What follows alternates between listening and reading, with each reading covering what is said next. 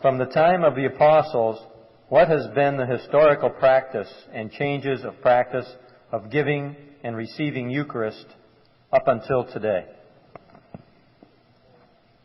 The historic practice, first of all, in the early church, communion was given in the hands, even as Christ gave his apostles communion in the hands. At least for the first 300 years. But as the church grew in numbers,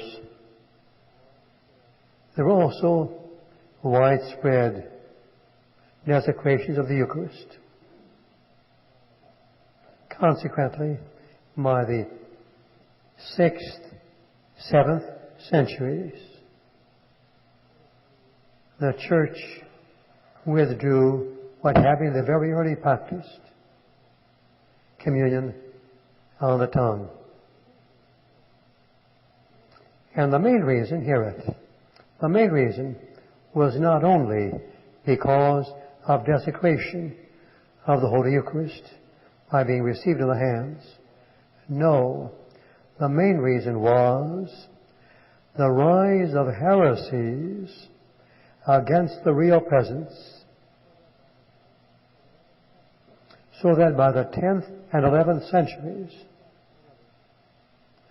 one pope after another had to publish documents defining the real presence, which, by the way, Pope Paul VI quotes from those early documents of other popes. In other words, receiving communion of the tongue was a manifestation of believing in Christ, the real presence. What happened? That practice lasted for 1,000 years.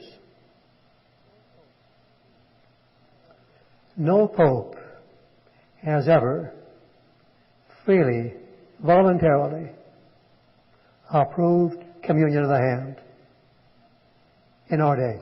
Am I clear? It began, by the way, in the same territory where Jansenius came from. The Dutch bishops, ignoring over 1,000 years of Catholic practice, began to tell their priests to give people communion in the hand. Bishops in other countries followed the same pattern. And post factum, after this desecration of the Holy Eucharist was widespread, approved by many bishops, then these bishops piously appealed to the Pope to obtain permission for communion in the hand. Every single document of the popes for allowing communion in the hand was given, and the Pope says so reluctantly, to avoid a greater evil. What's the greater evil? For those dioceses to become Protestant. The first thing the Protestants did in the 16th century, where they denied the real presence, was to give what they call the Lord's Supper in the hands.